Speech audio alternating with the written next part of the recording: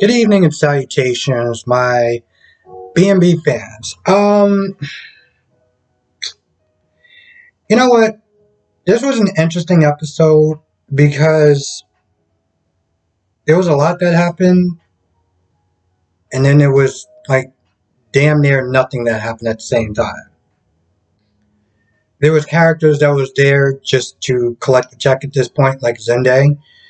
Um, but I want to get into the Lee versus Steffi at this point because that's literally what we can call it at this point. This is after Finn was like, he has to go to a doctor or whatever. When Lee came in there, Steffi was pissed. Steffi was Steffi is one of those girls that she can't hide emotions because her face just it tells the story regardless of what she says or not.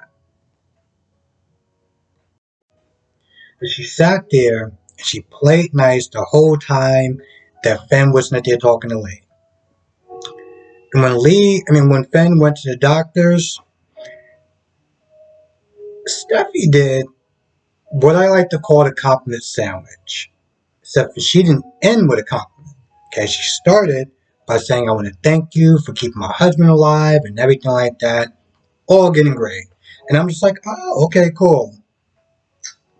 It's a tactic I like to use. Let's see where this is going.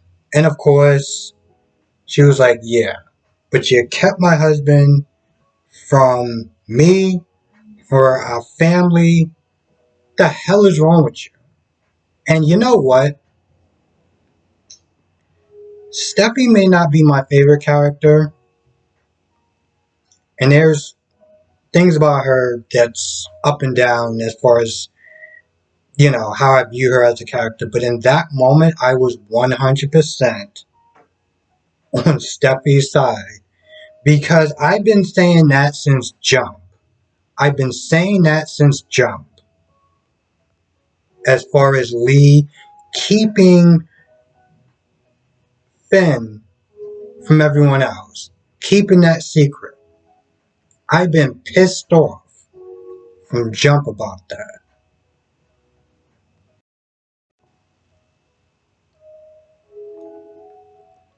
You know what this idiot actually had to say? She basically was like, she blamed their family for what happened. I sat there and I was like, I want to pause it for a good minute and 30 seconds because I want to sit there and see how she came to that conclusion. Okay. She was like, she didn't really like the family from the start, tabloids and everything like that. And when Steffi was like, so did you just lie to me during our whole wedding? Like, was you not rocking with us? Like, I mean, seriously, you just two-faced or something? Because honestly, to tell you the truth, that's what she's coming across as, which is something that just pisses me off. Um, but she was like, no, no, no, no, no, my son is happy, I'm happy.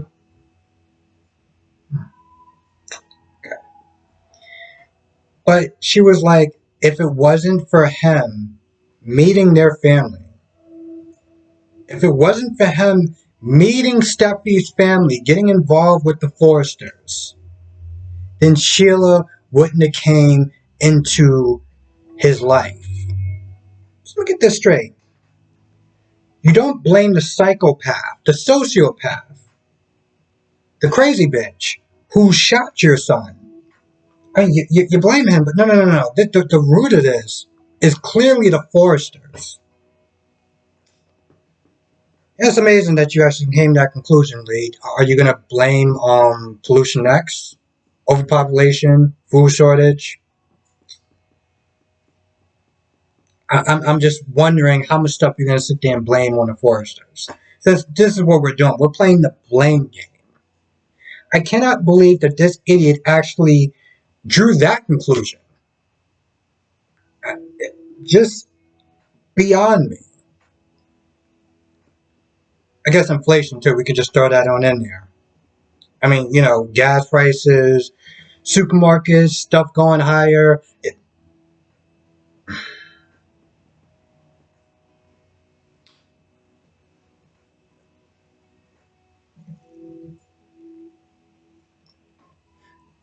It's times like this when I see episodes like this and I see stories like this that I look at my cup and I'm just like, this drink should be a lot stronger, like wine. Not liquor because I gotta wake up at the ass crack of dawn, but wine. So I've probably been drinking that from the start. Feel like I'm gonna start to make that a mantra at some point, but then this chick came out her mouth and was like, if you're looking for an apology, you're not gonna get one. The look on Steffi's face, that look, oof. She didn't even need to say anything. She didn't even need to sit there and spell out the BITCH. She didn't even the look on her face was just perfect. And I'm not gonna apologize. Oh, wow. This chick, I think the next step, see, because I'm a very petty person, and when I see a certain level of disrespect, because let's be clear about that, that was disrespectful. I see something like that, I'm like, oh, okay, cool. So, you know how to get out, right? I mean, you went through the door, you can just turn your little ass around and just kind of walk back that way.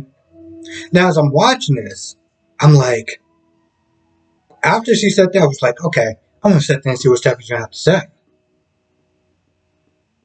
Then it ends, and I'm like, what the? Now, the rest of the episode, it starts to go downhill. Okay? It literally snowballs. First, you have Hope that's not there trying to minimize what she did, talking to Liam about it, and being like, well, I hope it doesn't really do anything. I mean, it's just a little innocent photo. I mean, I was caught up in a moment. I'm just like, when I gotta sit there and write my notes as waste of oxygen, two characters that are waste of oxygen in space, I know I'm gonna be in for really, I can't even sit there and joke anymore. You ever just get annoyed with so much like scenes or a particular person where you just can't even be sarcastic? You're just like, nope, it's not working. Because there's a certain level of humor in there, and well, I just don't really have it. Anyway, while she's sitting there trying to mitigate her situation, and Liam is like, you do realize that their whole foundation is on very rocky and shaky grounds, right? Oh, and by the way, Zende was there. The dude at this point is just there to collect the check. Reg didn't really want to talk about the photo. Of course, that's because, he was too busy sitting there thinking about mouth sex that he was pretty much having with Taylor, and how Taylor, that chick just spoiled his name. I love when people's like, I'm on team, at this point when people are sitting there saying, I'm on team Brooke, I'm on team Taylor, I'm just like, how is anybody actually supporting this level of foolishness? It's just beyond me. Okay? It's literally just beyond me. And this is one of those things where it's like, as a guy, I can't even co-sign this. I can't co-sign this. I can't sit there and co-sign him like, oh, he has these two chicks, isn't it? They're liking him. Yeah, Team Alpha. Like, no. Dude's just a jackass. And these two women are just sad and pathetic. There's no other way to sit there and put it. In their own little versions, they're both sad and pathetic. And all three of them kind of deserve each other. So, Um, so just starting to, everyone's all like, oh, Deacon and Taylor. I'm just like, Deacon, you might want to stay away from that for so many reasons. You might want to.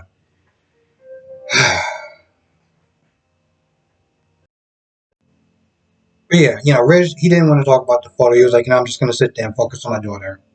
Okay, cool. You're just going to focus on your daughter. You're just going to sit there and lie to her and whatever. Liam, Hope come over, make sure that, their relationship isn't on rocky grounds. And you know what Brooke says? Brooke is like, yeah, he didn't fully commit to me yet, but I know he will. And I'm just like, and you're cool with that, right? You're cool with a man moving back in but not fully committing to you. This is what we come down to now? I feel like there's a certain age where it shouldn't be, you shouldn't feel that way. Okay? You shouldn't feel that way. You should not feel like, oh, he's going to take his time to commit to me. Nah. I don't even think that people should feel like that in their 20s, but damn sure not when they get to her age. That is just, no. Just, no. Oh, no. And, yeah, so that's what she told Liam and, Hope. Now, Taylor pretty much was just recapping most of the episodes, or a couple episodes with Thomas, and of course then Rich came in there. No, Zende came in there. Zende came in there, and he was all happy, and then Rich came in there, and then both of them left, and then Taylor does her usual, talking about Steffi and being all, oh, I'm so happy Steffi's, like, all right, yeah, we get it, Taylor, we get it. It just gets to a point where she starts getting all super happy, and I get it. That's her daughter. It's exciting news, and I think that that's great, but it does start to get kind of annoying. Especially when all you sit there and do is just go back and forth. And them not talking about the kiss it's just amazing. It's like we're just gonna sit there. What is this, Vegas? We just what goes on in Vegas stays in Vegas. This is what we're doing now. We're just gonna act like it just didn't happen. You're just gonna keep sitting there going back to your wife, lying straight to her face. And yeah, I get it. Brooke did the same thing. So I mean, again, they deserve each other. They deserve each other. I feel like that's about it. I really do. Really feel like that's about it. Yeah. No, yeah, that's pretty about it. At least all the pertinent information anyway. Anyway, with that being said, I'm gonna go. Thank you for watching. Be safe. Let me know what your thoughts are in the comment section below, and I will see everyone in the next video. Also, because I'm about to sit there and get ready to do my Y&R, well, watch Y&R, then do a Y&R video.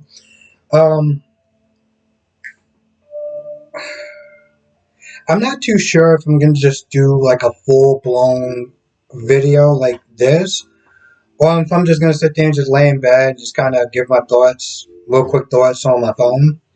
I haven't really decided yet. It depends on how it depends on how this episode goes. Anyway, with that being said, I'm going to go. Thank you for watching. Be safe. And, yeah, see you in the next video.